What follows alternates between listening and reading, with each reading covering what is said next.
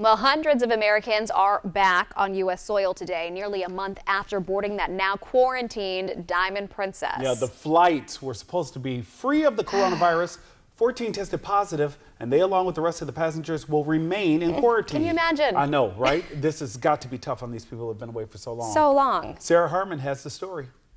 Hundreds of Americans who were quarantined on the Diamond Princess cruise ship are back on U.S. soil.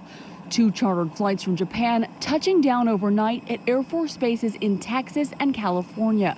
The flights were not supposed to include any passengers affected by the coronavirus, but the State Department has now revealed 14 people who tested positive were allowed to travel. They spent the more than 12-hour flight in isolation chambers seen here, filmed by passenger Cheryl Molesky.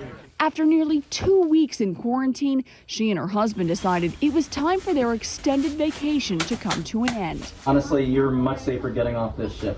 The Moleskys were evacuated by American teams in hazmat suits. The bus will take you to the airplane takes you to the United States, and then you get your passport. Well, we're exhausted, but we're on the plane.